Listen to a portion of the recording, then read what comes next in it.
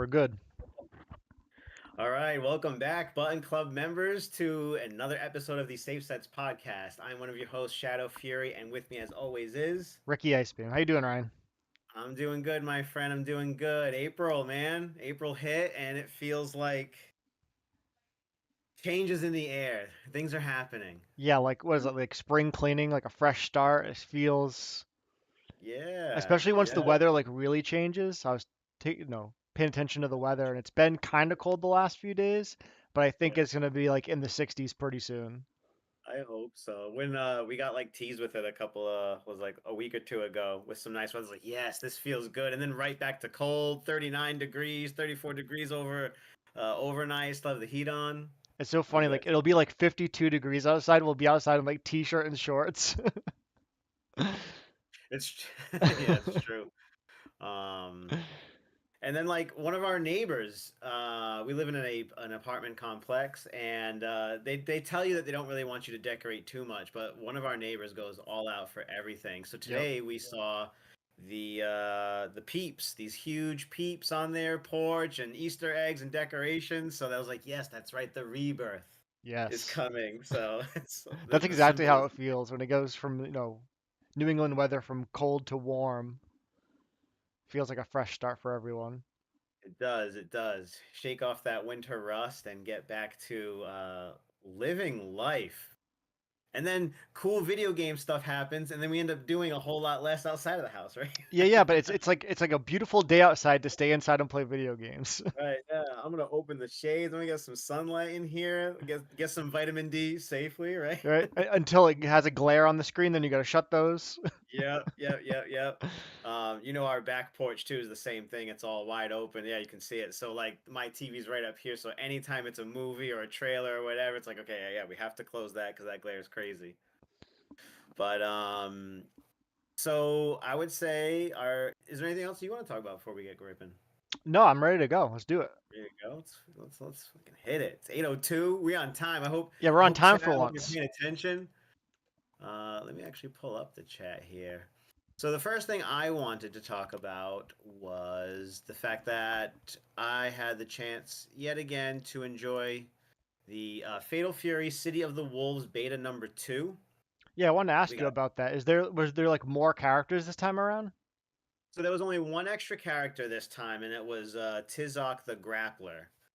Um, so if you were bummed about only getting one additional character, you were probably happy with some of the quality of life changes that they made to the game in general. The online felt smoother compared to beta 1. Matchmaking felt better. I would say a majority, more, 80% or so, felt that there was an improvement within a month of beta 1 and 2. Um, But did you get to see any of those combo videos from T-Zoc? I didn't see any of the combo videos, but I was gonna ask. It seemed like a lot of people weren't happy with the matchmaking the first time around, and so even though it was better, like was it good or was it just better than last time? So from my experience is only a little skewed because I played the first 2 nights of the beta and then didn't play the last 2 nights. And the first night, the matchmaking wasn't really working at all. I couldn't get online. I ended up fighting like one ranked match. And then the rest of the night, I played casuals with some Button Club homies. Shout outs Temper, he was there and helping us out. But the second night, so they made like a hot fix patch after the first night, and the second night I was getting ranked matches. I was having a great time. C3 baby, C3 ranked, not bad. So what is And C3? What does that mean? so the ranking highest being S1 or S plus, I guess, right? And then it would A1 through 5, and then B1 to 5, C1 through 5, and all the way down to I think it was E or F, and then rookie. Okay, so C is what, like platinum, would you say? Probably Something like that. platinum, diamond, master, grandmaster. So yeah, I'd say that's accurate. Yeah, platinum. Yeah. It's funny how Um. like once Street Fighter V kind of coined the terms of the rankings, at least for me, I'm sure they stole it from somebody else. But like ever since Street Fighter V brought it into like the fighting game environment, I feel like anytime another game has a different ranking system, I have to convert it to Street Fighter to understand like what is that? Is that Diamond? Yeah, yeah, yeah. No, it's true. Um, and I hadn't even known that there was an S rank until like one of the last days of the week, and I was watching people play, and I was like, oh, like there's actually S ranked players just in this beta. Yeah, they're probably Um, no lifing it though. To get that many points, I assume you just have to sit there and play like 100 matches a day. oh my God. Which I'll tell you, this game is easy to play 100 matches in a day. It's addicting, and I like also hearing from other players that they're addicted to the game and miss it because it makes me feel like I'm not just crazy and this is just the new and I'm all excited. It is fun to play. The combo system is rewarding. The neutral is so much fun because it's hectic like Guilty Gear, but plays like an advanced Street Fighter. Right, like Street Fighter without Drive Rush maybe? So I definitely don't miss the drive rush. Even though players have like a run and a dash and the short hop and stuff, but it's so nice to feel like I'm not doing anything, but it looks like I'm doing a lot, Right. in the neutral to try and make you think of other things and baits and stuff like that. Yeah, I kind of equate that to Smash. I feel like in Smash, even if you're losing terribly, at least you get to play the game. You get to move your character around, you get to jump, you get to block. It looks like you're doing stuff even if you're not fighting back really, even if it's not close. But in a game That's like Street Fighter, and I'm sure Tekken's similar, where if someone's just like a little bit better than you and like they have the momentum, they're just like, you're a training mode dummy to them until the round is over. mm-hmm, Like mm-hmm, they're both very snowbally in that way. mm-hmm. Since you said training mode, that was another one of the things that was added this week or this beta was the ability to have training mode and an offline versus and everything if you wanted. Oh, nice. So that was cool that people got to go in. I would say that their training mode is looking pretty bare bones. Yep. Um, Street Fighter 6 training mode just is amazing and should be the new standard as to how we use training mode. Yeah, I agree. I think Street Fighter's probably the standard for like top quality fighting games. And then that kind of begs the question like, does SNK have the budget to put that much effort into their training mode, or are they going to do just enough to skate by and, use their resources elsewhere?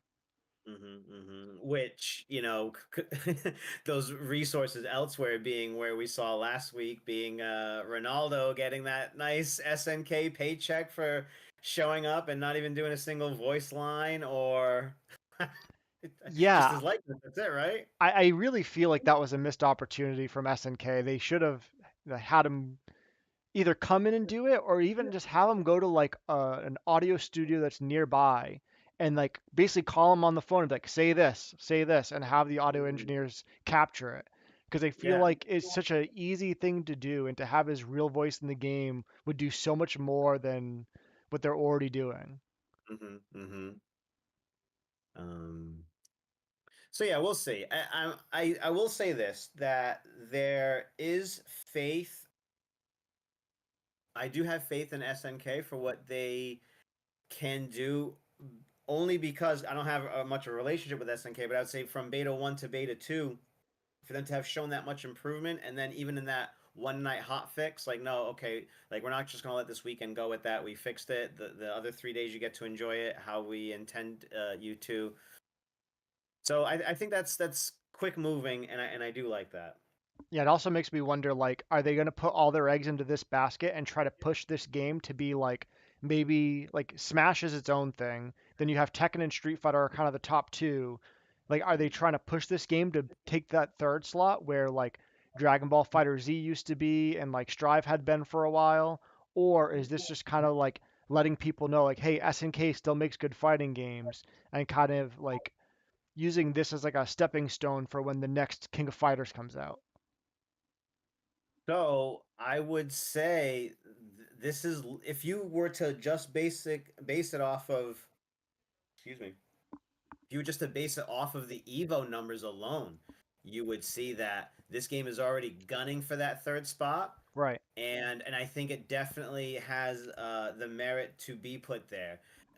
Guilty Gear falling out of the top three is only based on its age. That game still has plenty of life left in it, and it falling from that third place grace is not like not a shame on that game, but I do like seeing Fatal Fury up there with the in the top three like that. Yeah, I think in the FGC, like at least for now, there's a certain number of people in the FGC, and so there's only so much bandwidth to go around. And so I feel like if if a game's not in the top three, then it's not going to have the lifespan going forward. Like games like Street Fighter and Tekken, their evil numbers will go up every year, more or less. Hmm. But all these other games, I feel like there's like a spike year one, and then year two, it's kind of hanging on, and then after that, it's kind of it. And like that's not to throw shade on these games, but these games are in those spots. You know, Under Night in Birth, I'm sure is a great game. I don't have any experience with it. It does have its hardcore fan base enough for it to, have a second game and stuff like that. So people will love this game, and the fact that I think, like anything, when franchises take a big break, we've had nothing but King of Fighters this whole time, Right. and this is a great way to break it up and reintroduce the world to this other part of SNK's legacy. And I think we've all been wanting that. On top of wanting that, I think the way the fighting game plays currently is also something that we've been wanting. It's very reminiscent of the Street Fighter 6 situation, but for me it feels a little bit more refined and a little bit doesn't feel as punishing to play currently.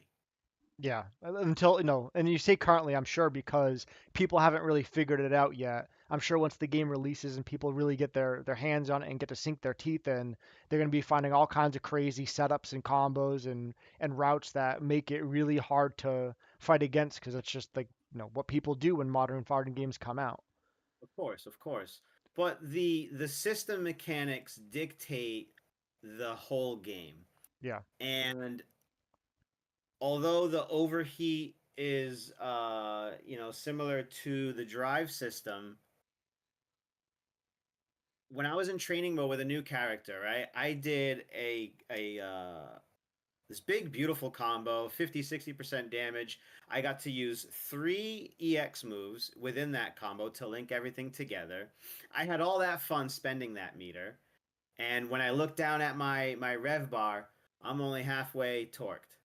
right, And I was like, wow, look at all the fun I had. Look at this economy, okay? I got to have all this fun night on the town, and I only spent this amount of money, where if I had spent that amount of cash in Street Fighter 6, I would have been burnt out. I would have been miserable for the rest of the round and most likely lost that round, potentially that match, and potentially that set. right. So when I say not as punishing, that's what I mean. Like I feel like I can have fun in that game, and the game's like, well, hey, no, you don't need to slow down, take it easy. I can just kind of rip it. I like that. Yeah, and I think the big difference with Street Fighter 6 in particular is that you start the round with full meter. And I feel like that's something we're really still not used to. Because like in all the other Street Fighter games, like 4 and 5 particularly, you start with no meter. So the first round of a game starts off kind of slow and you kind of build the momentum and build that tension. And then Hmm. the last round of each game is like super tense because it's like you have, spend everything you have. Like this is your last shot. Where in Street Hmm. Fighter 6 it kind of starts like that, which Yep, is yep. It like obviously starts you full don't throttle. like obviously you don't have your supers yet, but if you guess right 2 times in a row, that's a round. Hmm. You can start partying right away, and you Yeah. can in this game also. And then I feel like even when, let's say, you are in overheat, so you no longer have access to EX moves, it doesn't change the frame data at all. Oh, true. Yeah. So another thing that makes it feel less punishing, okay, I don't have these EX moves, so when I get a combo, I have to make it count, and I have to confirm into super if I have it. Otherwise, I'm playing a very simplistic game. That's really all you're missing out on. I don't have to worry about this incredibly long block string, like almost in this infinite, that's going to chip damage me out, and it feels just super lame and grimy. We're still playing neutral, we're still playing things. I don't know. Yeah. That being said, like I hope that the game is well received, and I hope that it does kind of take up that third slot where Street Fighter and Tekken are going strong. And then yeah, that'll be like the next game. Like Hmm. hopefully it kind of takes the spot that Strive has been holding on to. I agree, And again, and I nothing negative against Strive. I just think oh it's yeah. the interest in that game is starting to wane. So Hmm. And the hardcores are still there, so we're halfway through season 2 for Guilty Gear, so it's just in a very different spot, and the new exciting Fatal Fury is gonna be where it's at. I had one other thing I wanted to say. Oh, so Temper and I, we were chatting, we were playing the game and enjoying ourselves, and the only thing that we could think of is how come Ricky's not playing this game? And Temper himself said this is so his game. that's funny. Temper's So always trying to put get it me in to play chat. different fighting games. There was a Yeah. couple of weeks, I forget what year it was, but he got me into Tekken 7 for like 3 weeks straight. There was actually a player at Havenshine that like bet that I wouldn't be able to learn Tekken quickly and like beat him. And so that was kind of like a challenge where I was like grinding Ooh. Tekken for 3 weeks straight just for this match. Yeah, but then that kind of probably took the piss out of it, I bet a little, right? Yes and no. I mean, ultimately, it wasn't that much fun. I think it was the challenge of learning something new. And I kind of did the same thing with MK11. I'd never played a Mortal Kombat game competitively, but when it came out, everyone was so thirsty for like a new fighting game that everybody that I knew bought it and was playing it, was having so much fun.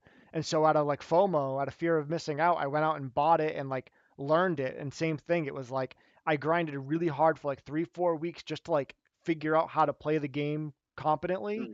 I entered a couple of locals and then I was kind of done with it.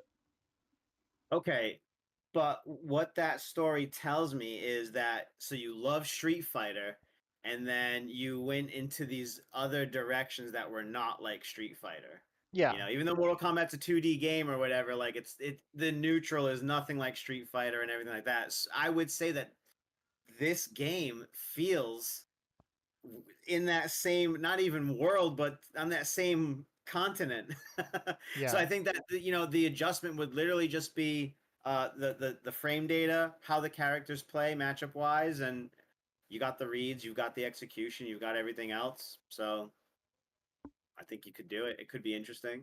yeah. I mean, Maybe I'll make a challenge out of it. Okay, we'll do it again. Okay. yeah, maybe, yeah. That's what I need. I need people to force me to play their game by like giving me challenges and like milestones to reach. Because like with Street Fighter, like I love playing Street Fighter. Like nobody has to ask me to do that. I do that on my own. But like if Mhm. someone at Button Club really wanted me to like see what I could do in the Tekken 8 bracket, it's like I would need some kind of incentive because I don't want to play that game on my own. A first to 100 money match. I don't think I ever want to do a first to 100 again. Your whole face like lost color for a Uh, second. Clint and I did for anyone who's listening who doesn't know, Clint and I did a first to 100 in Street Fighter 6. It must have been almost a year ago now. It was a while ago. Yeah. And we thought it would be like fun and kind of funny. Um, and we did it, and like halfway through, I was so drained. I was It so was not tired. funny. And like it didn't even go nearly as long as it could have. I think we both at a certain point realized like, okay, the score is what it is. Let's just like grind out these last 50 matches. Oh my god. So in hindsight, I feel like doing a first to 50 is kind of like the limit of like whoever wins the first to 50 wins the first 100, right? It's like there's no point in doing it twice. So Yeah, so I yeah, think yeah. if I were to ever do something like that again in the future, I would cap it at 50 games, which is still a lot. Because if it's a Which is yeah, because if you go first to 50 and it's really really close, you might go like 90 games. yeah, And so in the yeah. first 100, I think I won 100 to 29. So it could have been much much longer, and that was like I think it was like 4 hours with no Four and a breaks. half hours or something. Yeah, Yeah, it it was was nuts. grueling. I felt like I'd run a marathon. I was so tired. I like collapsed onto the couch afterwards. It is around the anniversary of that because that night doing commentary is what sparked the idea for the Button Club Anniversary Awards. Because it was like right after the Oscars or Academies or whatever, and that anniversary is coming up, which Alicia and I and everyone are already working on the new anniversary awards for this May. So Yeah, it's gonna be funny. sick. It's wild how fast time flies when you're having fun and playing Street Fighter. That's right. And Fatal Fury. So, Yeah, soon. Fatal Fury comes out. If you pre order it, it's April 21st. You can start playing it. And that is the first Monday that it could potentially be at Button Club. So we will be pre-ordering it. It's going to be $60, and it includes Season 1 DLC, which will have Ken, Chun-Li, and 2 other SNK characters. And we don't know when Ronaldo's coming or if that's part of Season 1 or whatever. So this game looks like it's going to be supported for a while, so let's get that. So does it only come with the DLC if you pre-order it, or is it just part of the package? It's part of the package, yeah. And there's no necessary to pre-order that. The only incentive for pre-ordering is to get it the 3 days earlier, so you get it the 21st instead of the 24th. I see. So if you don't pre-order it, you can't. You won't be ready for the Button Club first tournament. That's You right. won't get those To be sweet day 2 hours of one. you won't get those sweet 2 hours of practice between getting home from work and driving to your local. That's right. And if you miss those betas, you're done for. That's it. Anything else you want to say about SNK, my friend, or any other questions? The only thing I wanted to say, Temper mentioned in the chat, there was a little while, no, Temper kept trying to get me into different fighting games and for my own good, right? Like I play Street Fighter so much that if there is a skill or a mechanic that's not in Street Fighter, then I lack experience in that. And because Temper plays so many different fighting games, like when Street Fighter 6 came out and there was like DI, he was like, "Oh, this is just like I forget the mechanic." He's like, "This is just like Vanish and Dragon Ball or something like that." And so he was like already ready to DI people's DIs on day one, and it took me like Mm-hmm. weeks to like get the muscle memory down. So playing different Mm-hmm. fighting games can be beneficial. And Mm-hmm. there was a time where of the different fighting games, he was kind of pressuring me to play. KOF 14 was one of them, and so we played KOF 14 like a couple days a week for maybe like a month or two. So that And was a that good just didn't experience. resonate with you either, or like, It was fine. It just felt like, why would I play this? This was before Street Fighter 6 came out. And I was like, why would I play this when I could just play Street Fighter 5? But Temper was so done with Street Fighter 5. He's like, I'll play KOF 14 with you. I'm not playing Street Fighter 5 with you. And I was like, all right, I'll do it. But hmm, hmm. Interesting, interesting. One other thing Temper has to say, who, by the way, he's the man, is that you also get costume 2 for Terry if you pre-order. That's the classic, red hat, ripped vest, all that. So the Kirby that's a must. costume. Yeah, you need that. You need that. So we were mentioning how night one of Button Club City of the Wolves could be crazy. This past Monday was crazy for a different game, but for a similar reason. Did you feel the energy Oh, inside because Button of Club on Tech, Monday? yeah, Tekken 8.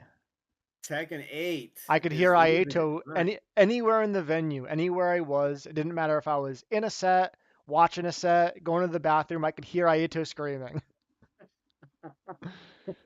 And that's in Tekken and in Bloody Roar too. It doesn't matter what game. Yeah, he was He's just so pumped funny. up. Yeah, he was. He was. Because as soon as he came in, he was like, "Oh, they dropped the patch notes." So, do you know anything about what's going on with Tekken right now? Me? Yeah. Yeah, so they did season two, no patch basically, Hmm. and from what I understand, people are kind of unhappy with Tekken 8 because it was so aggressive and so snowbally, and like you make one mistake and it feels like you die, and it seems like Tekken has doubled down on that and basically buffed everybody to the point where it's Yeah. like It's stupid. almost comical, like yeah, like funny, It is. like Yeah. People are calling it like a Mickey Mouse game now. yeah. Which I They have to had this. say, maybe for competitive players, like if this is your job and like you go to tournaments, I could totally understand you being unhappy. But for everybody else that like goes to locals and plays online, this sounds like so much fun.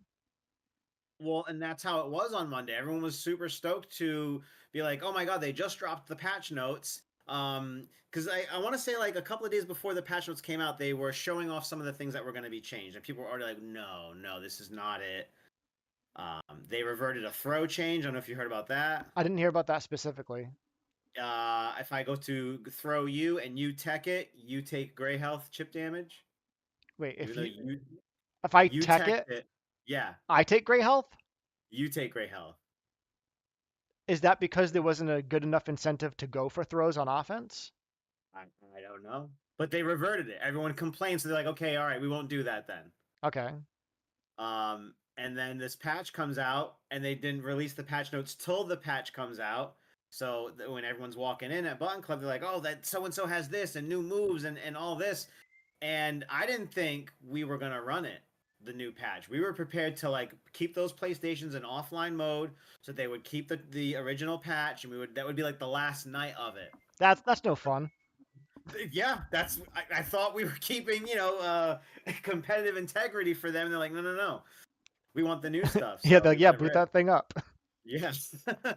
So we did, and it was insane in there, and everyone was just excited, dooming, and all of it. Yeah, the only thing I agree with like keeping out of like a tournament setting is if a character just released like that day or maybe the day before. But if it releases on like a Friday and your tournament's on Monday, I feel that that's plenty of time for a local. Yeah. Or if someone finds a really broken piece attack or like an infinite combo, it's like, hey, nobody do that because that's not cool. Hmm. But besides Hmm. those two things, it's like if a new patch comes out an hour before the tournament, you got to let that rock. Well, because there's always like time discrepancies, so we were also led to assume that although it was down for server maintenance, that the patch wouldn't actually go live till midnight. But well, that was incorrect. Once it was done downloading, it went live. Yeah, and I think Street Fighter does something similar, like where the servers will go down, and then while the servers are down, like any updates that they made to the game are in there, so you can play Hmm. offline, like in training mode, and like check out all your character stuff, and then like 4 hours later, whenever the servers come back up, then it's official. Yep, yep. So that's what happened. So everyone had a great time that night. It was the biggest spectacle of the night, outside of a couple other things. And then so this is Monday. Today is Wednesday, and I cannot tell you all of the YouTube content that I have consumed with Alicia about these players just going off about the state of Tekken 8 right now. It's And insane. I assume that's them complaining and saying that they turned the dial the wrong direction for this patch. Why did they do this? This is not what we wanted. This is not even what they said they were giving us. They said they were going to give us more defense in this, and it's all offense. There's low characters that are. I think like it's really simple now to get like 100 damage in this game. Very simple combo, and everyone has 180 health in the game. Oh, I see. So it's like a 60% damage combo. Yeah. And we saw a one touch, a Kazuya combo that was a one touch, a TOD, and it was done. It used all of their resources, but still, like they Yeah. didn't get to play the game. So Yeah, that's one thing I will say about Street Fighter is like even though there's a couple of combos in Street Fighter 6 that like probably should be adjusted one way or another so it caps out. Like I would be fine if they just made like a blanket programming change where it's like, okay, once you hit 6,000 damage, you do 0 damage for the rest of the combo because like that's the limit. But like even in yeah. Street Fighter 6, I think the max I've ever seen in like an actual match is like 7,000 where everybody has like 10,000 health, so 70%. And that's like Hmm. a very specific scenario where like you like blocked a DP and they were in the corner and you spent all your bars and you did a micro walk to gain more meter like Yeah, yeah, it's true. Yeah, but yeah, in general like a max damage combo in Street Fighter 6 is like 6,000 damage yeah. and that's if you do button drive rush level 3 or CA.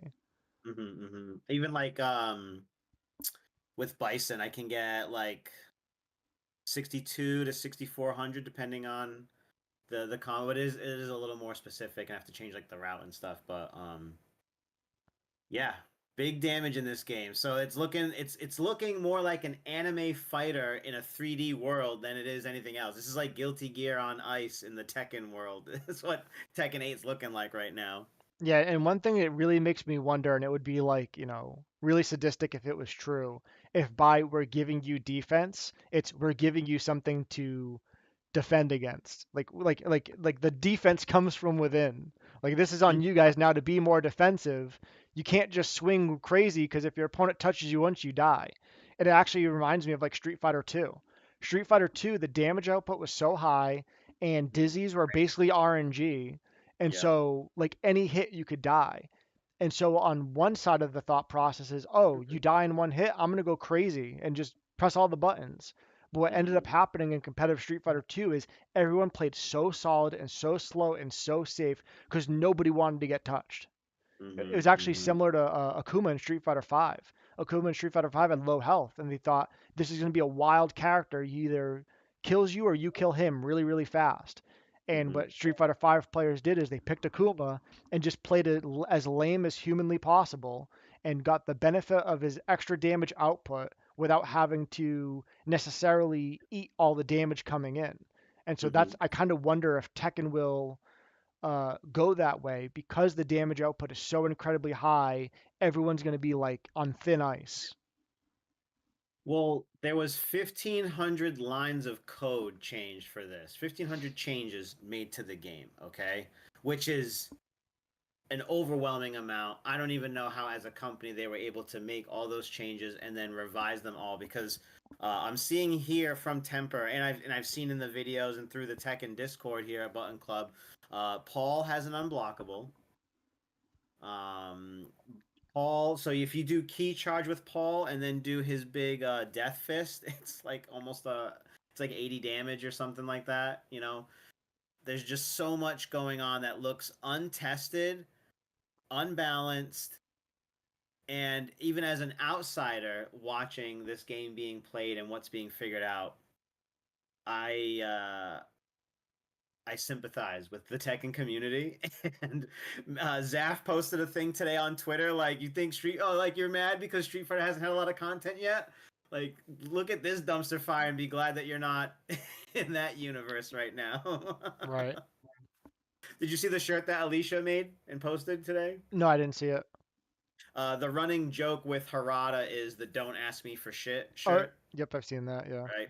So she made a shirt that looks just like that, and it says, "I'm not asking, I'm begging, Harada, please," instead of like for shit. So you can check that out on the Button Club Twitter account, my Twitter account, no tech Alicia underscore VEE. If you want to pick one of those up, because we already sold a few, ironically enough. Nice. I said there's less chip damage on your wallet than in the actual game for buying this shirt, so let them know. All right, I'm all set with Tekken if you are, buddy. Anything else you wanted to say about it? No, I just, I'm excited to see where it goes because if the general Tekken community is unhappy, and that unhappiness is real and not just like knee-jerk reaction because everything's so different now, then it really Mm-hmm. makes me wonder. Like we'll kind of see it at Button Club week after week. Like, are the Tekken numbers going to stay strong the way they have been for a very, very long time, or are Mm-hmm. these changes actually like damaging to the player base? Will we actually see Tekken numbers drop week to week, going forward? I hope Well, not, but I mean that'll kind of, at least in our community locally, give us a really good idea of like, are people not wanting to play? Are they not willing to leave their house to play this game now? mm-hmm. Because if you look at Steam, it's been review bombed now ever since this new patch, and it's all negative. No one's happy. Yeah, but I don't trust review bombs as much. I'd like to see the daily players graph, right? Because I'm sure it goes up and down each day because like it's the time when people are awake and the time when people are asleep. It's like, well, is that actually going down? Because I imagine there's a huge spike right now because it's new, right? Everyone's trying it even if they're not liking it. And then like over time, like are the numbers going to be much lower than they're typically used to seeing? Because when you have a game like Tekken or Street Fighter 6, I imagine the day-to-day traffic is about the same, and like that's the FGC playing. Those are not like randoms. Those are not necessarily casuals for the most part. Like this is the core player base, and so is the Mm-hmm. core player base numbers going to be hurt from this? I guess we will have to wait and see. We're already informed that there will be a another patch in about a month, and Already? hopefully that is to fix some of these things. Yep, yep, yep. But I mean, there's people saying that this needs to be reverted back. This is also opposite, so broken, nothing makes sense. Like you have to revert it back. And if you have a minute, you check out some of the links that were posted in Tekken, and I sent some of them too. Yeah, I'll take a And look. if they look like they might be too long for you, like 20 minutes, that 20 minutes goes by because you're just like, oh my god, I can't believe what I've just seen. Yeah, definitely makes me think about the lower skill level players, or the newer players, or the casual players. because there's certain things in these modern fighting games that there's an answer to it, but unless you understand how it works and you know what the correct answer is and you have to execute the correct answer in the right amount of time, then you just get blown up. And I feel like that's the kind of stuff that's really unfun. Like day one Honda, everybody was complaining, and then they realized you could just basically perfect parry everything he does. Mm. And Yeah, but and that's so still like, yeah, you still have to do that though. It's not like it's just like, oh, just perfect parry it. It's like, you right, know you what I still mean? right, you have to understand that that's the correct answer, and your timing has to be good. And like you Mm, also have to know like if I block a headbutt or parry a headbutt but not perfect parry, it's my turn, not his turn. Because if you mm, assume he's plus because you hit a heavy button and he hit a jab and he hit you first, like mm. for someone who doesn't play fighting games competitively, I could see that being like super frustrating. And that's the kind Yeah. of stuff I'm hoping Tekken didn't just infuse into their game where it's like, oh yeah, this other guy who doesn't really know how the game works can just spam this attack on you over and over again, and you got to do this frame one low parry into guard crush whatever. It's actually not even like that because some players are saying that they've taken the nuance out of it with some of the sidestep changes, and now kind of like V trigger for Street Fighter Five, everyone gets the heat bar. Yep. But the when you are aggressive, your heat, that heat bar is not really going down and depleting. It's kind of staying stuck there, so you can spend a majority of the round in heat if you're playing it appropriately. And then these moves that you could just say, well, the answer is normally sidestep now. Now that answer is gone because there are all this homing and tracking effects on some of these moves that were never there before. Oh, So right. something would be like, oh, I want to avoid their right knee on player two side, so I'm going to step towards the camera. I should avoid that. And now we're seeing that that's like, no, you got hit. It doesn't look like you should get hit, but guess what, you did. So Right. they don't actually, it seems like they don't want you to have answers. They just want to be like, well, deal with it and see what happens. This was his round. He started it. He pressed the button first. Now that's his round. What are you going to do in the next round to make it your round, you know? I don't know. Yeah, and as I would say sometimes Street Fighter 6 can feel like that, but yeah, And that's another thing. I don't really know what I'm talking about. I don't play Tekken. Like I said, Well, I just Temper, really hope that the takeaway is that the Tekken community adapts and continues to love their game. I would hope so too. And then Temper's saying this, like Tekken players have nowhere else to go. There's no 3D game right now. They could be like, hey, I'll go dabble into this, like at least in the 2D world, it's a little more open. But for Tekken players, I saw one of the Tekken players on stream. He was filling out job applications. Of course, to be Yeah. funny, I would imagine. But he's like, all right, this competitive season's done. I better start job hunting. And that's where we're at with Tekken. So Yeah, so for any Tekken players out there that are looking for a new fighting game, Street Fighter 6 is open to new challengers. We just saw Hazard and what's his name? Tudank. Hazard and Tudank have been dabbling in Street Fighter 6 lately. Maybe their timing is perfect, yeah.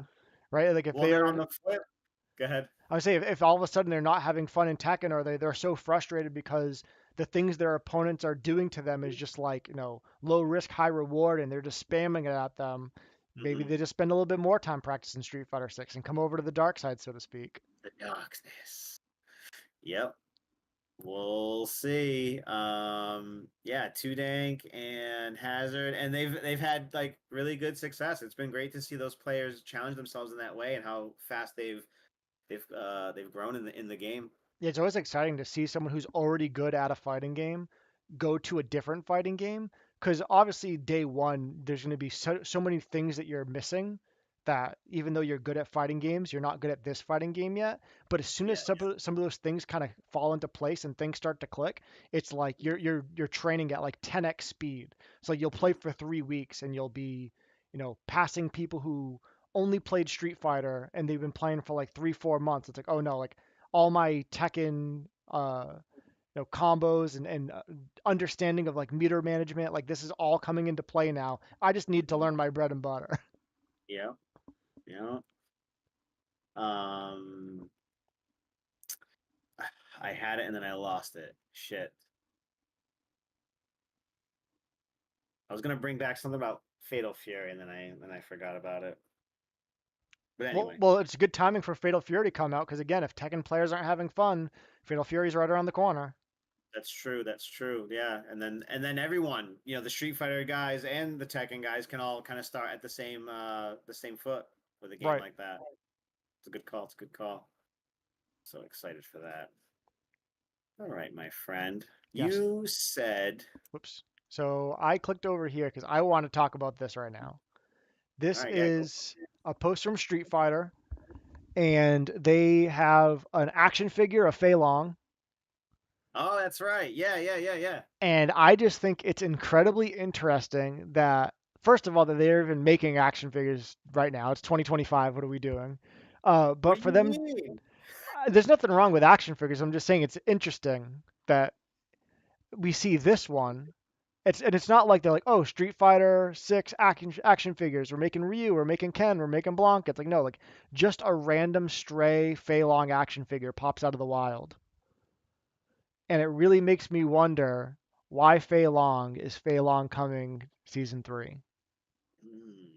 So, this is from a line of Street Fighter figures that I have started to pick up, Yep. but this is the first character that they've shown from this series that is currently not in Street Fighter 6. Or Street Fighter 5 for that matter. He hasn't been You in a are game true. since Street Fighter 4. Yeah, that's true. There you go. Ultra Street Fighter. 1/12 scale action figure. These figures are really, really nice. I have a Bison, a Guile, and a Ken one, and they're really, really cool. Very posable, as you can see. Yeah, so it just makes me wonder, like, why all of a sudden love for Fei Long? I think he'd be a perfect character for Street Fighter 6. Mm-hmm. Um, I mean, in a lot of ways, he'll be similar to Jamie with his tool set, but we'll see. But minus that drink system and all that, Yeah, and no drink system. You just have command grab from day one. well, what's it? So this is interesting, and I think this is also exciting because we're just so desperate right now, right? We're so desperate for something new. We've waited so long for Elena, and we still haven't seen anything Elena related yet. So I think this is also like just interesting timing, or ways to throw out speculation on channels just like this. Yes, this is what we do. But I do want to say though that even though we're all like waiting for Elena news. I think a lot of Street Fighter fans are not necessarily excited for Elena specifically. Like it's Mm-hmm. exciting to get a new character, but we're all kind of crossing our fingers like I hope she's not very strong. I hope she doesn't have healing. I hope she's not super annoying to deal with. And I think the majority of the FGC or at least Street Fighter 6 players are not planning on playing this character. I think she's a very niche character, almost like a Dalsum. And Mm-hmm. so even though they are looking forward to her being there, it's like no one's really going to be playing her or manning her. And so It's for a lot of players, it feels like once Mai came out, it's like we're not getting a character until next season because for a lot of people, they kind of feel like Elena's not for me. Mm-hmm. Mm-hmm. And that's the other. And if you're not excited for Elena, you're excited for hopefully her. Just like, can we get to her so we can get to season 3? Because we want Exactly. the season 3 changes, and we want to kind of get to the next character because we've known about these characters right from the beginning what we were going to be getting for season 2. And I was more optimistic in the beginning than how I'm feeling right now. I was like, no, this is cool. We got the Fatal Fury. No, this is good. Like, we kind of need this. Let's see how this goes. But right now, I'm like, it's a desert over here. It's dry, and I want something new. Yeah, and I think you hit the nail on the head. I think we want to have Elena released. We want to know when the season 3 patch is coming out. We want to see the patch notes and we want to have the new season 3 characters announced. I feel like once we get to that point, we'll all be super pumped and super happy and super excited, ready for the next season. But until Hmm. all those things happen, like you said, it's like a desert. It's like we need this transition to happen. It's almost like it's October, right? And it's like, okay, we need Halloween, we need Thanksgiving, we need Christmas, we need New Year's, and then the new year can start. That's true. Yeah, it does feel like that. We got to get through these hoops, and then we can start the new. Yeah, that's accurate. Um, and I would part of that like begging for news, and then it comes in such small amounts, like some of the news that we had seen today, right? Yeah, what was the news from today? Do I have that? The news from today being that they dropped Street Fighter 6 coming to the Nintendo Switch 2. Yeah, let me click over to that. That is this one, right? This is more Street Fighter news than we've gotten about anything else. And aside from there being like, oh hey, look, we have the what was it the rival school stuff and whatever else. Yeah, honestly, when I saw this today, like obviously I was excited and happy. Like today was a huge reveal for the Nintendo Switch 2 and Street Fighter 6 being released on it and being a day one release is like a very, very small portion of the Switch 2 news that came out today. But it also Mhm. made me wonder if maybe they couldn't say anything about Elena until after this news came out. Because maybe on all the Elena like clips and art and stuff, in the bottom it says like releasing on like Steam and PlayStation and Xbox and Switch 2. And so maybe they weren't allowed to show anything until this was announced. There's actually there's a better photo than just that shows because they showed the trailer and for a second I'm like okay I'm not really seeing anything new except for the controls and stuff but the final screen is them showing you what they call Street Fighter 6 was it 1 to 2 Fighters Edition Yeah, years and one and it, two. yeah Yeah, because right here it's talking about hey, 26 characters. I think it's that very last slide there. Where am I'm I? delayed. I'm watching the wreath.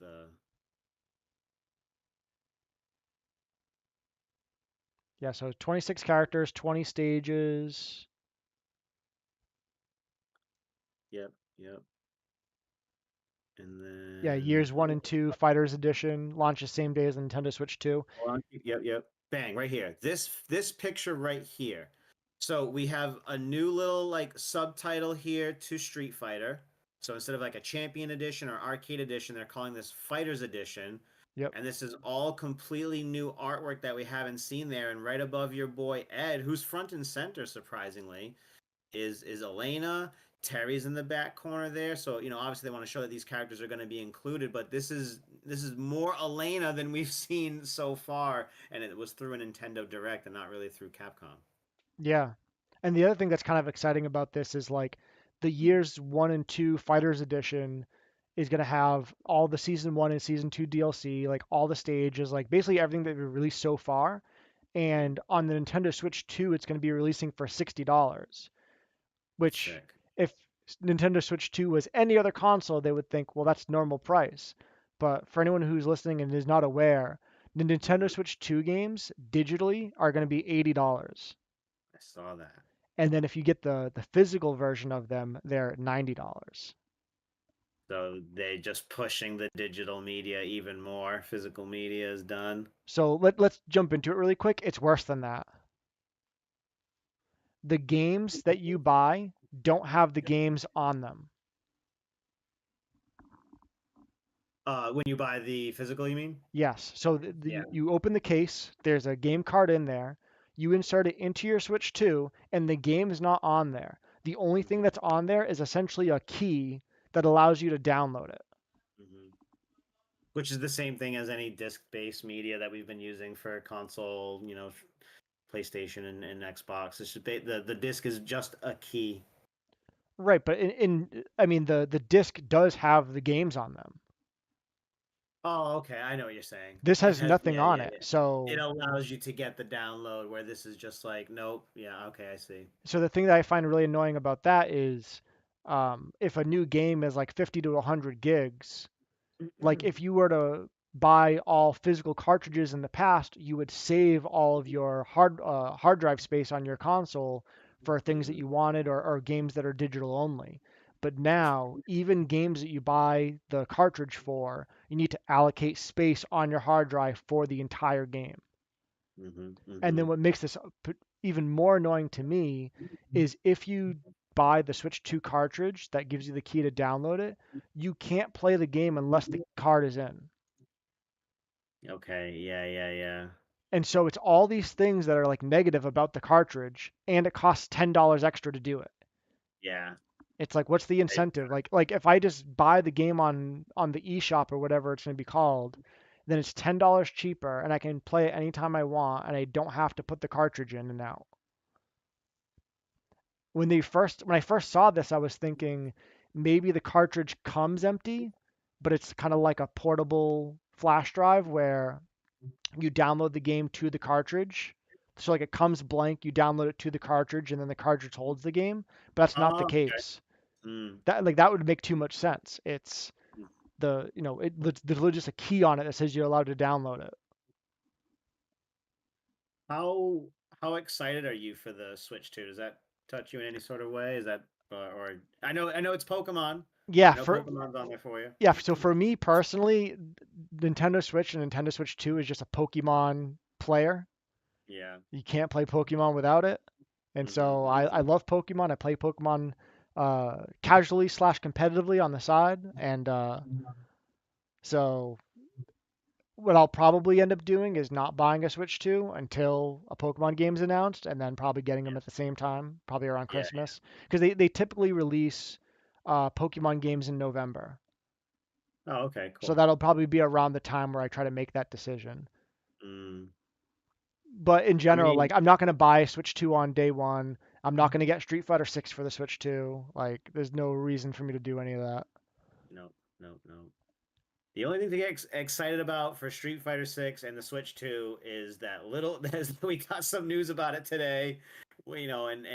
So do you think that is this a Switch exclusive thing, or is Street Fighter 6 on, your PC and my PC and console going to get rebranded to Street Fighter 6 Fighters Edition?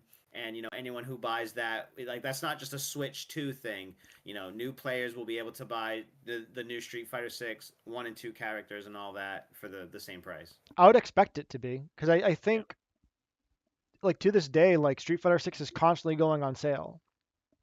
And so I think it just makes sense to like in addition to having the base game go on sale and selling DLC, having this as like a package.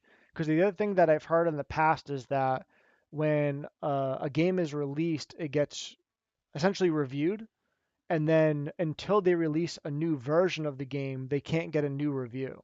And so I think that happened with Street Fighter V, where like the base game was reviewed poorly because it didn't have arcade mode, it didn't have all these um, like things that it really should have had. It didn't have story mode, Mm-hmm. and so I think when they released Street Fighter V Arcade Edition, I think it was that was an Mm-hmm. excuse for them to resubmit for like a formal review. Hmm. And so But I'm it's thinking that exciting. I think that's So what this it. is too. So that like once this comes out, it'll be as far as like reviews and websites are concerned as like a separate entry. Mm-hmm. Mm-hmm. Because like that is Street Fighter's thing, right? Is always to have the different editions of the same game over and over again. But they did say that they weren't going to do that with Street Fighter 5. So So maybe you're right. They were like, that was the original plan, was to not to, but we did blow this out of the water. So yeah, let's actually roll with that and see what happens. yeah, and I think honestly in Street Fighter V, like back when that was happening, I think they kind of had to because Street Fighter V had such poor reviews. So like if you look up like IGN Street Fighter V, I don't know what the real number is, but let's say it got rated like a 6 out of 10 because it had like all these features missing on day one. Like anytime you go to IGN, Street Fighter V for the rest of time is going to have a bad review, and the only way for them to get a new review is to release a new version of it. But one thing that they said in the beginning of Five that ended up being true, and they didn't um, go back on, is when you buy Street Fighter V on day one, that's the only thing you will ever need to buy, and you can play it, day one, and you can play it on the last day of the game's life off that one purchase, and that is still true. Hmm.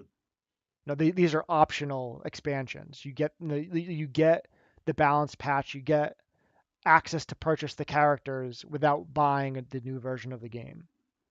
So it actually says here IGN gave it a 8 out of 10, a great score, but they did knock it for the features it was missing, but they said they loved everything else about it. Yeah, and I hate to say it, but like I don't believe that 8 is real because like as a Street Fighter fan and being unbiased, if I was going to rate Street Fighter 5 on day one, I could never give it a score as high as an 8 because there was so many things wrong with it. There's so many things missing. I think Mhm. that they were just so excited to have a new Street Fighter game that they didn't want to give it an accurate rating. They wanted to fluff it a little bit.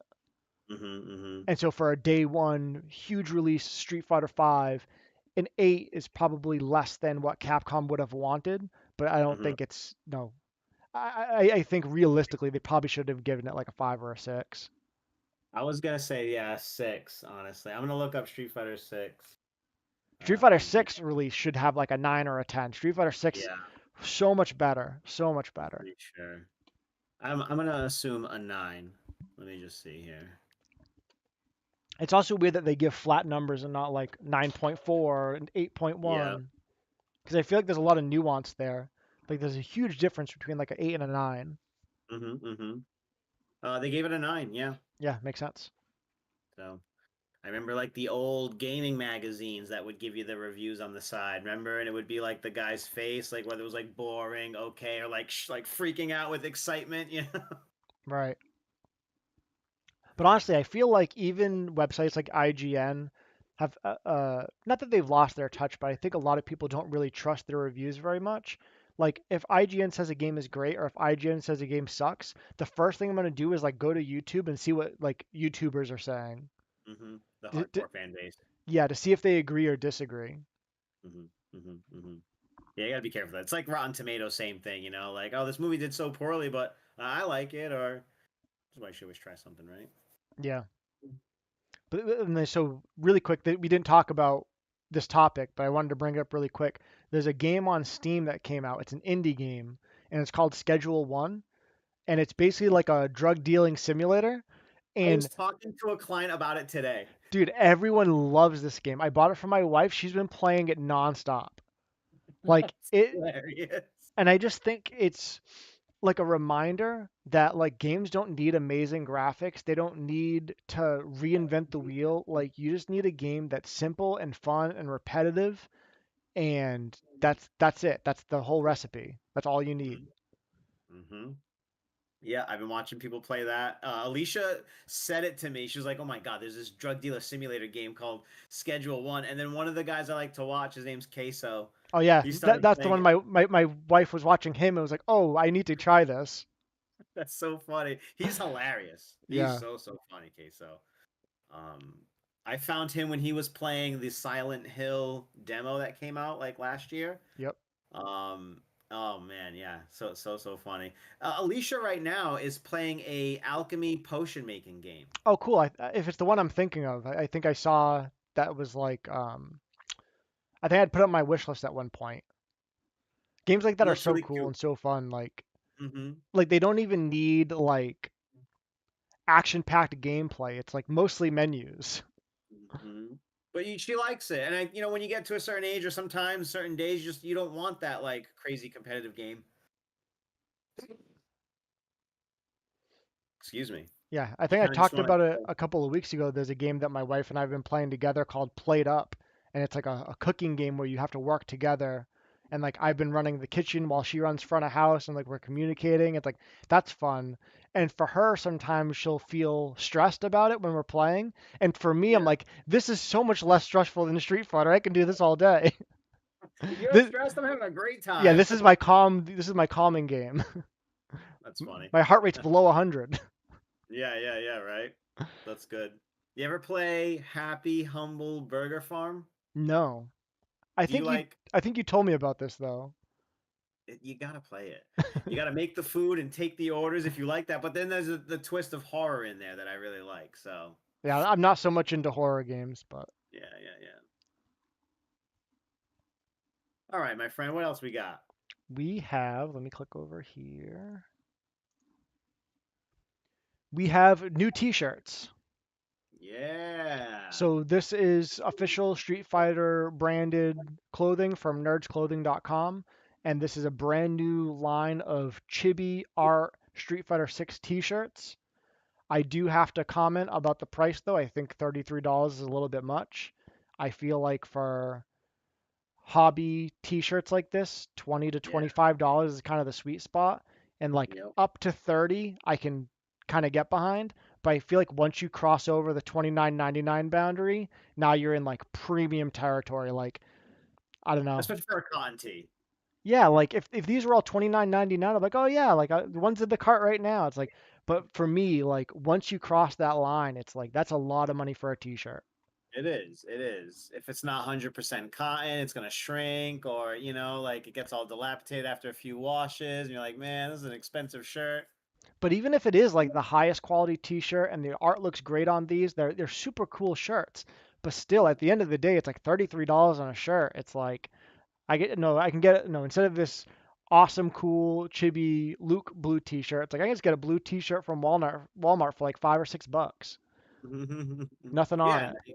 get an artist to help you out and print that up or something. Like if you really wanted a Luke shirt, you could get it done um in your own way and not have to have spent $33 for it for sure. Well, Support local. I was mostly saying like I don't even need a Luke shirt. Like if I just wanted a blue shirt, right? Like if a shirt to me is worth, let's say it's $5 or $6, if it's just a blue T-shirt, is it really worth the extra? Was like $27 to have Luke printed on it? Not really.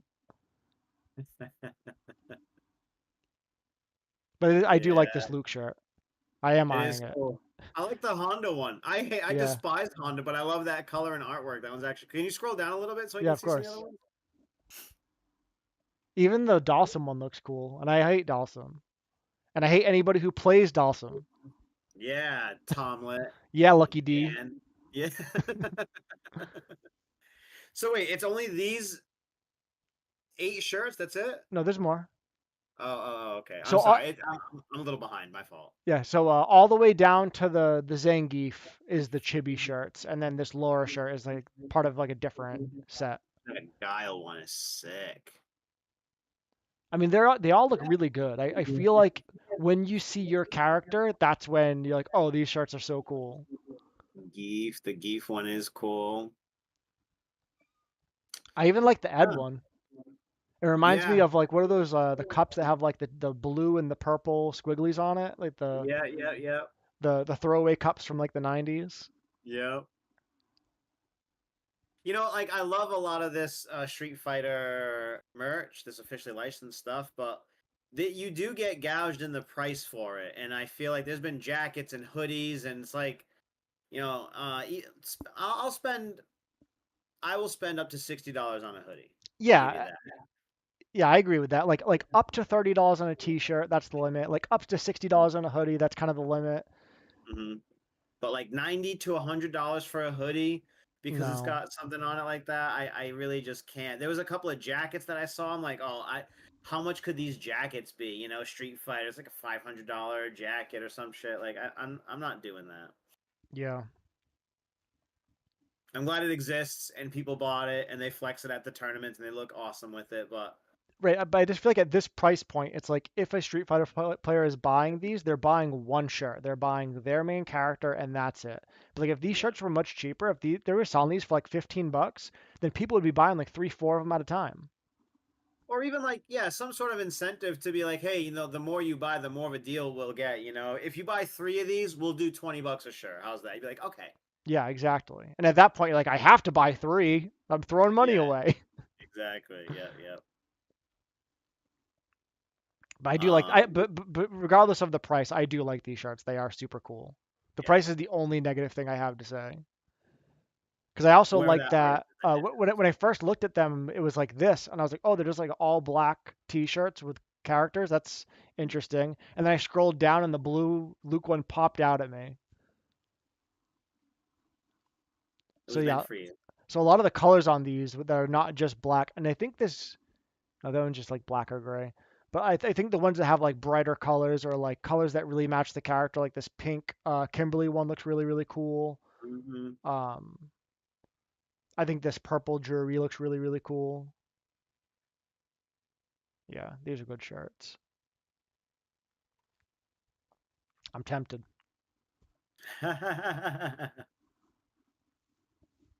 Oh, that's cool. More merch. Get yourself some Street Fighter 6 merch. I think it's funny how like new homeless Ken they gave him a brown T-shirt. Never would Ken get brown, I know, but right? He's now, a millionaire. but now because of his situation, like, yeah, no, brown works. Yeah, give him the brown. Yeah, maybe put a couple holes in it. Yeah, right. Yeah, yeah. maybe A couple maybe stretch cigarette holes. stretch out the neck a little bit. Fit the vibe. It's also interesting So though that the Zangief shirt is not red. yeah, that's a missed opportunity, right? I think so. Yeah, especially like you said, there's so many black T-shirts. They could really break it up better. Yeah, I think for certain characters, black or like dark gray makes sense. Like even for Aki, black makes sense. Like for Akuma, black makes sense. You have like the black and the red. Like this light gray for M Bison's pretty cool.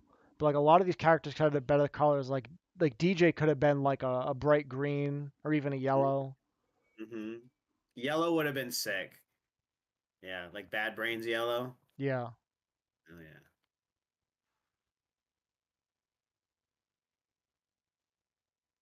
pretty cool, my friend. Pretty cool.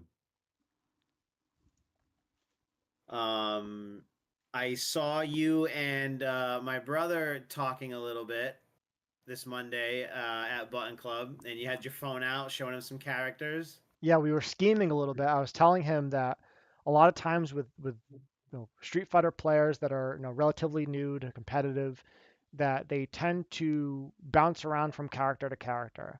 And so typically my advice is please don't do that. Pick one character, maybe two if you really must, and just go all in on that character and learn that character like deeply and like learn their setups and their optimal combos and really just like learn how to get better at the game through the eyes of that one character because you'll get so much further, so much faster doing it that way. And a lot of times I use a Pokemon analogy, and this is true in almost every Pokemon game. If you grab your starter and just over level it, you can just plow through the game like you're almost speed running at that point. But if Mm, you try to level up multiple Pokemon at the same time and like bring like an electric type to the water gym, it's like, no, no, no, no. I'm just gonna bring my over leveled fire type to the water gym and just hit it with fire blast. I don't care. And so mm, if you go with that strategy in fighting games, you also kind of speed run your progress. But I do think that players get to a certain point of diminishing return where um, they are good at the game, they understand the game, and they've put in enough time. And so now, if they lose a match, it's for typically one of two reasons. Either their opponent outplayed them because they've put in more time, much more effort, they're just a much more experienced player, and you can't fight time, right? Or it was a particularly bad matchup for your character.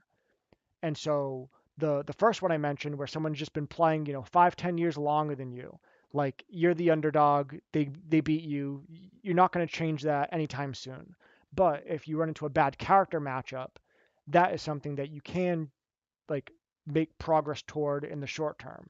And the best way to do that is to pick up a secondary character that is different enough from your main that they cover each other's bad matchups. And I was telling your brother, like, he's been playing, competitively. He's been training hard since, at least in my mind, since day one of Street Fighter 6. And he's been playing Ryu and focusing like 90% of his effort on that one character alone. And I was telling him, like, you are good enough at the game now that if you lose, it's either because your opponent was just way better than you or it's a bad matchup for Ryu. And you're mm, also good enough at the game now that if you pick up a secondary character, it's not taking away from your Ryu. Your Ryu is already good and now mhm, it's all bonus. mhm, And so we were talking about what characters he could or should learn to mhm, potentially use in a tournament setting against a player that is strong enough that they are either beating his Ryu or have a good chance at beating his Ryu. And it's like, what character could he play that would actually give him a better shot than just using his Ryu? mhm. And who'd you show him? So we talked about a couple of characters, and one thing I tried to kind of drill home is like, I do not want you to pick a character that you hate just because on paper it would cover all your bad matchups. Because if you Mhm, hate the character, you're not going to have fun. Um, and I was also talking to him about how Ryu is kind of like 50-50 between offense and zoning, like mhm, rushdown and zoning. And so he either needs to pick a character that's stronger on zoning, like Guile, or stronger on rushdown, a character like Cammy. And I mhm, feel like because Ryu can zone decently well that I think it would make more sense for him to pick a character that is heavier on rushdown. Hmm. And then when he chooses to play his Ryu, like if there's ever a matchup where he's playing Ryu and he's just not zoning at all and he's just constantly rushing in to win, then he should just Hmm. use his rushdown character. And if there's a matchup where he needs to zone, like to say he's fighting like Zangief or something, just zone with Ryu. Ryu has good enough zoning that you can do that. Hmm. Hmm. I will agree that I do feel like he is a very offensive player, especially, the more he's getting comfortable, the more offensive he's getting and less into the zoning. And then like knowing when to zone. Yeah, Um any fireball character, you have to know the spacing, and like you said it with God before, you live and die by that fireball. Is this, do I get one more in there, or should have stopped at the last one? And then I do think that, yeah, I agree. Since Ryu is so centered that he needed to lean in one way or the other, yeah. character wise.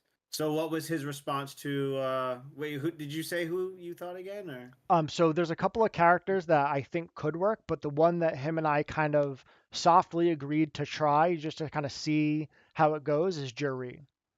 Jury? Yeah, yeah. Yeah, and I went into training mode with her. I think it was yesterday. I went to training with her for like 10 or 15 minutes, and I very quickly was like, oh, this character is just like made for throw setups. Like everything she does leaves her like +3 or +4 and in throw range. Like every combo she does has crazy corner carry. So I think, any character in Street Fighter 6 is not necessarily difficult to learn, but they're hard to master. And I feel like Juri, once you're good enough at the game that you can get to like master rank, if you decide to pick up Juri, I feel like her shallow game plan, like her standard bread and butters, like just anti-airing with DP, I feel like that can get you pretty far without too much time or effort. And then if you want to learn her more intricate combos and setups and things like that, you can figure that out after the fact. I think I've talked Hmm. about this before. When I first picked up Luke, I didn't do any perfect knuckles. I built an entire game plan around suboptimal combos just so that I wouldn't drop them, and it worked great. And then I got very quickly got to the point where I was like, this character without perfect knuckles is just a weak character, and now I have to learn the hard stuff. And same thing with Hmm. Guile, right? Like I'm sure every Guile player in six starts off without doing perfect booms, or at least doesn't do combos that require perfect booms to continue the combo. And then down the line, they get more comfortable, they get the timing down, and then they start going for perfect boom combos. Hmm. Hmm. Yeah, so I feel like with Jerry, you just like, throw loops, crouch beam kick, drive rush, anti-air with DP, be aggressive. It's like that'll take you at least to like 1500 point master rank, pretty quickly. Hmm. Interesting, interesting. Because him and I have been going back and forth with he's been teaching me Ryu, and he's been thinking and considering of another character. He tried the Guile for a bit, and he just looks at us like, I don't know how you guys pilot this character. This is so ridiculous. And I don't disagree with him. I think Guile's one of those characters that like to learn to just like Sonic Boom and Flash Kick, like maybe it takes you a day or two, whatever amount of time. It's quick, it's easy, it's not so bad. But knowing when to Sonic Boom and Flash Kick at the right time takes years of experience to know. And so Hmm. if you're just like you said, living and dying by the Sonic Boom, you're gonna be, winning for free and losing for free for like 2 or 3 years before you really kind of become psychic. Hmm. And that's how it Hmm. feels to play Guile sometimes. Like you really have to be psychic. Hmm. Because through all of those attempts and figuring out, that's how you beat the lesson into you, right? Right, like you learn when the risk and reward is worth it. You learn to kind of tap into how pissed off is my opponent at this moment. Hmm. Hmm. And that's a funny thing that I feel like I can read that better in other games than I can in Street Fighter. Oh, like the level of frustration out of your opponent. I know when my opponents are scared in other games better than when I know my opponents are. I feel like I don't know when my opponents are scared in Street Fighter 6. Yeah, one thing I've learned in Street Fighter 6 is if you're playing online, they're never scared. Yeah, that's They true. have balls of steel. They're brave. They True. could be down to nothing. They're just gonna raw DI you. They don't care. and playing an offline tournament like a button club on the weeklies, that's when you get like the quote unquote real practice, because now you're playing for something. Like you left the house, you paid money. If you go 0 and 2, you're going home salty, so you better not just rip random DIs for no reason. Yep, yep, yep.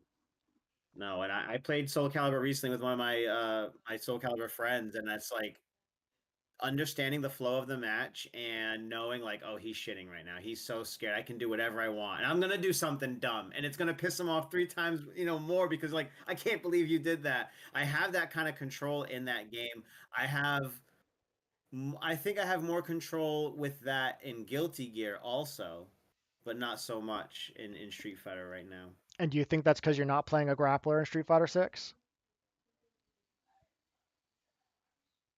Because I feel like I that's think a grappler's whole game plan is like scare them it's into playing with blocking so fear. I can grab them.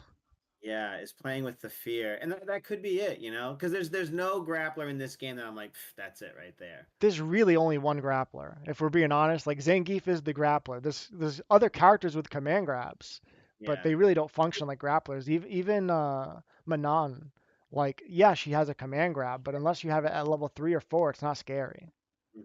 It's playing a different grappler game, and and I don't want to play the game like that, and I don't even want to play like Zangief plays it either, because the other grapplers that I have fallen in love with are just far high. They've taken that archetype and just tuned it to 11, and he's I don't know. I'm not with that. Maybe if Alex comes out, maybe then I would consider it or something, But and then kind of like this game has, although techable throws, like the throws are so everywhere in this game as it is.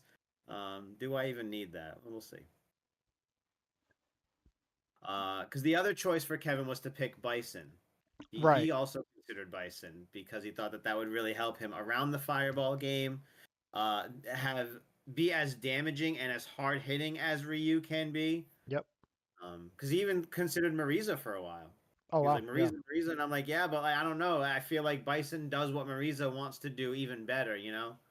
The Yeah. fear of the command grabs there with her, but I think the fear of bomb with Bison it lasts longer and keeps that fear on them. Yeah, and in general, Bison's just a much more powerful character. Like, I feel like even though Mariza could work for him and like on paper covers some of Ryu's bad matchups, but like, how do you encourage someone to pick a low tier character, Hmm. Yeah. Why right? would Like, you go that way? right, like he might have an equal chance of fighting a bad matchup for Ryu or a good matchup for Mariza just because Ryu is so much better of a character than Mariza is. Mm-hmm. Yeah. And I honestly had that struggle in season one. Luke was so powerful, so overpowered, really, that I had no Hmm. reason to play Guile because the Hmm. matchups that Luke was bad at and Guile was good at, my Luke was still like winning or good enough to make it work. Hmm. You didn't fear anyone in the matchup charts, Luke, season one. No, not really. I mean, my Yeah. worst matchup was 5-5 in season one, and even Hmm. now it's like 6-4 in their favor. But like in Street Fighter 6 particularly, I feel like matchups are so important, and I learned this kind of the hard way fighting DiGiorno's Ken for a long time as Luke, where like I'm fighting him and I'm like I acknowledge that he is a strong player, but I also am acknowledging that I'm working so hard to get anything going. And then once I like put a little bit of work into my guile and like leveled him up, and then I fought DiGiorno again with my Guile. And even knowing that, like, okay, my Guile's not really ready, my Guile's not as strong as my Luke. And like, even though I still lost, I was like, that felt so much better. That felt so much easier to manage, fighting Hmm. Ken as Guile. And it kind of made me realize, like, okay, and similar to advice to your brother Kevin, it's like matchups are so important. You can't just muscle your way through everything in this game. Hmm. Well, because like, so to contrast what we have both said, when my brother's also pretty close to Bruce Kane. Shout out Bruce Kane. And Bruce seems to think that like no, you don't need another character. Like you can really make this work with what you have because the things that you are losing to are these subtle situations and maybe they aren't reflections of the matchup. It still is like the player versus player, like you said earlier. But doesn't he play Ken? He does, yes, he Okay, does. so if you're a Ken main, you don't need a second character. That's 100% correct. For everybody else, though, you need a second character. Damn. Bruce Kane, it should also be said on this channel, we're proud of Bruce. He got 25th place at Texas Showdown this past weekend. So I do want to give the love and praise where it is deserved. So, that's the homie from the area. And he went all the way to Texas to represent. He said he even had a Button Club hat with him. Oh, So nice. thank you, and we're all proud of you.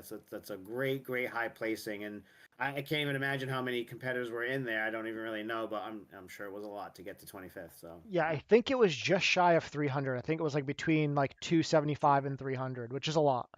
that's great. That's great. Because what were we fighting with at Defend the North? It was like 120, 150 maybe. I can't. I think it was a little bit more than that, but I don't know because I'm not looking it up. But it was like maybe 180 for Street Mm, Fighter. I forget, yeah, but it was definitely less than that. yeah. So, but yeah, I mean, yeah, and I think also maybe like how Kevin's feeling could be solved once season 3 is here, right? There's so many new changes, maybe on the horizon.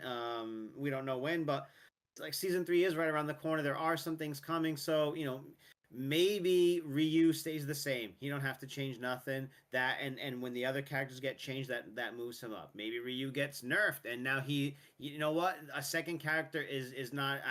I need that.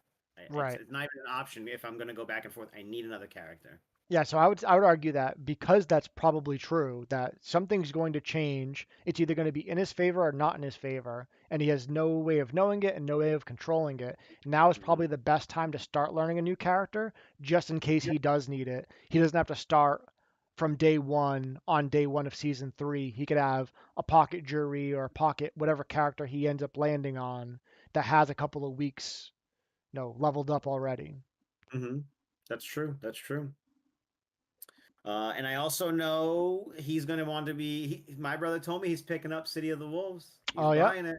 that's gonna So, help, I think. Kind of like the lesson that Temper's always trying to teach me. It's like playing a different fighting game and getting out of your comfort zone will teach you like the fighting games at a different angle, and you might not be able to carry everything that you learned in this other game. But like if you carry one thing back to your main game, that's one thing that your main game might have not taught you or may have like taken much longer to teach you.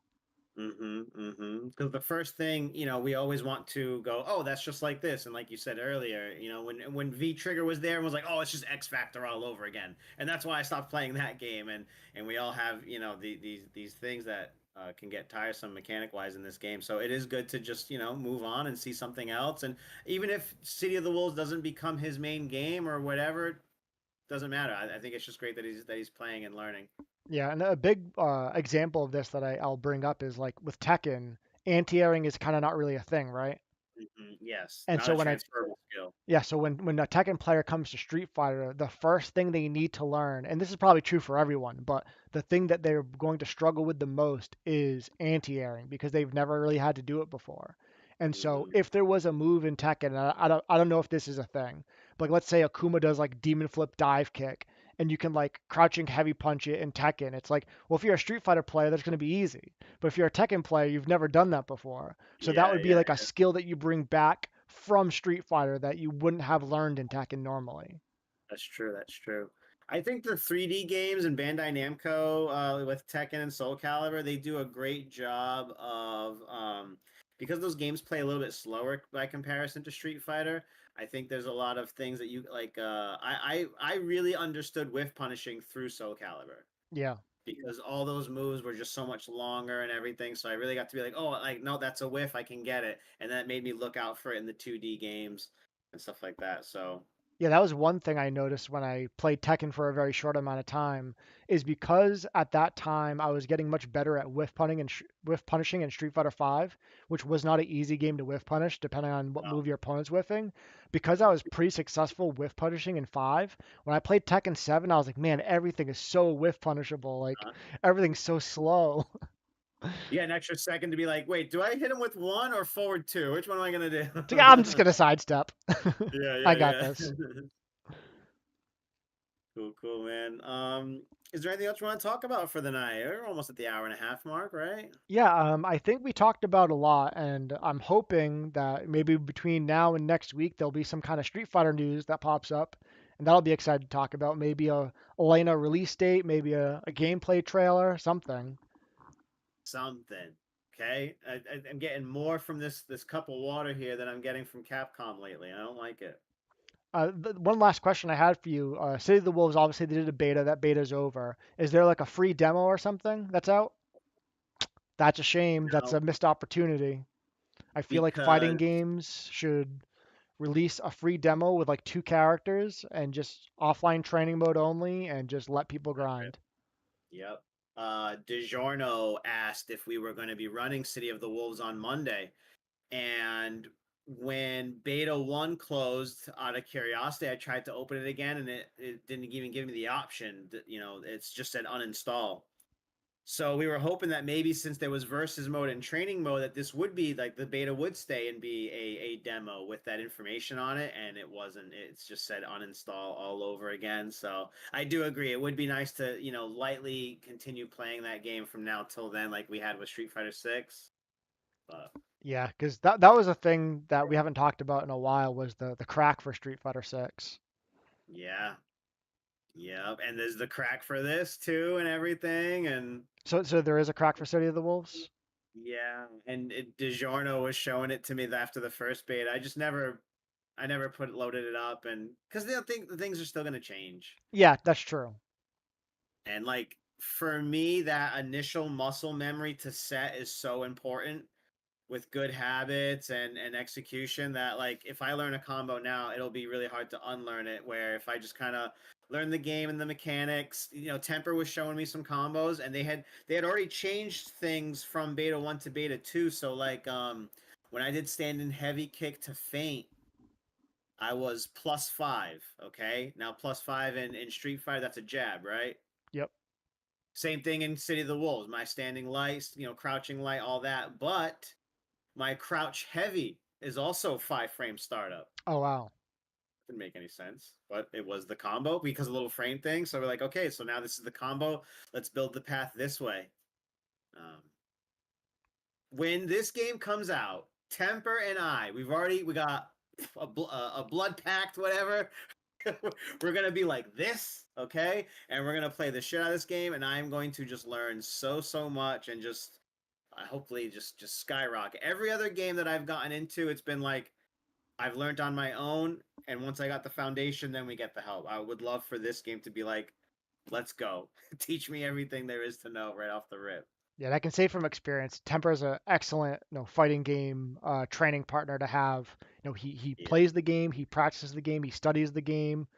Um, Sometimes it feels like he's playing 16 hours a day, even though I know he can't. But Yeah. Yeah. He was patient, because it takes me a little bit to kind of catch on, or even to understand like text that he's sending me. Even DiGiorno sent me a combo like in the chat. I was like, I'm overwhelmed. I don't even think I can handle that right now. Less than 10 minutes later, I was like, oh, that's all that was. Oh, okay, yeah, I get it. But yeah, Temper he's something else. So yeah, when this game drops, man, I want to go all the way. yeah, it'll be interesting to see. I think it's pretty obvious that like a portion of the Street Fighter players will play it, a portion of the Tekken players will play it. But will this draw any players out of their homes, like to Button Club that didn't come for anything else but City of the Wolves? Will it actually increase our body count?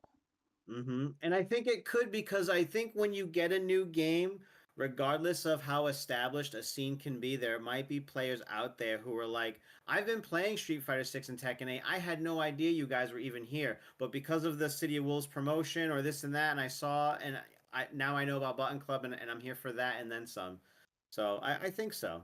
Because the numbers have been great at Button Club. Yeah, they've been great. But like I said, I think the difference between like a fighting game that is thriving and a fighting game that is just holding on is how many players came for that game. And I think for a long time at Button Club, we ran Strive as like the third game, but it was like we had zero unique players for that game. It was, four Street Fighter players and four Tekken players went over and did an 8 player bracket in Strive.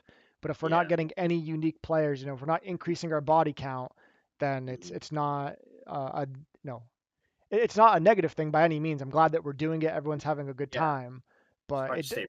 yeah, it doesn't move the needle. It just kind of holds the status quo. Mm-hmm, And so mm-hmm. hopefully with City of the Wolves, it will actually draw in, even if it's like 2 to 4 players that just came for that game, plus, 4 or more from Street Fighter, plus 4 or more from Tekken, and now you have double digits, and that's perfectly strong for a weekly. I think so. Yeah, I think so. And I know that that's going to end up being Button Club's top three, hands down. We want to push it week one. I want to have it on commentary and start, building the buzz about it, because even me streaming it got a lot of attention for the channel, got a lot of views, and I think that that actually proves that point, that like, we've been doing this for a bit with other big games, Street Fighter and Tekken, but City of the Wolves is what helped them find us. So Yeah, it'll be interesting. Like I'm trying to think about like what can we cook up to incentivize players to come out, especially that very first week. Was it April 21st, that Monday? Like if we're hmm gonna hold a tournament that Monday, which I think we should, yeah. like what kind of promotional gimmick can we throw out there? Like hey, if we get 100 people here to play City of the Wolves, like I don't know. I'll try to think of something, but it would be awesome to just like get as many bodies as possible for City of the Wolves on week one. Some of the things we were thinking about doing, especially since that, that week zero, actually, right? Because it's not, Yeah, if you pre-order it, you're not getting it yet. Was maybe, giving away copies of the game or running a raffle or something, just so that we could hook someone up with the game. And then maybe the following Monday, since everyone will have had a week playing it, then maybe we can run like a nice hot pot bonus or something. yeah. It's tough though because even though pop bonuses are cool, it's like there's only a small number of players that truly believe they're going to get any of that pop bonus, and so I don't think, and I think a lot of TOs misconstrue this. Like, I think most players, when they get to a tournament, kind of know where they stand. And so, like, if next week for Street Fighter we were to offer like a $100 pop bonus, it's like there's only a few players that are going to show up that wouldn't normally be there. But that's a game that has been out for all this time, where like this is even better than Tekken Season 2 patch update. This is all fresh and all new, Yep. and someone could even be like, I might not have a chance at first or maybe even second, but I could maybe take that $30 out of that 100 or this and that for third place or something, get that little bit of an incentive. And I don't know, I think it does like spice it up for the night there. What Yeah. does it say? Midnight Shadow, don't be late, 21st. This guy, see? Look Yep. at him. He's Yeah. hungry like the wolf. The one thing I will say, and you mentioned like maybe do a raffle for a copy of the game. I like that idea better because, like, if you're winning the tournament, then it's like, well, you probably love this game and are probably going to buy it anyways. Like, you probably pre-ordered it already. But if you were to do a raffle for the game, then someone Yeah. who maybe went 0 and 2 or 1 and 2 could get the copy of that game. And then now you've changed someone's trajectory of fighting games to go like, man, I didn't have no chance. I'm not doing, to be like, I didn't win, but I now have the tool to help me win, or a tool to help me win. Right? Right. So maybe you do a raffle and top 3 is banned from the raffle. There you go. Yeah. Yeah. It's about time you guys start losing something.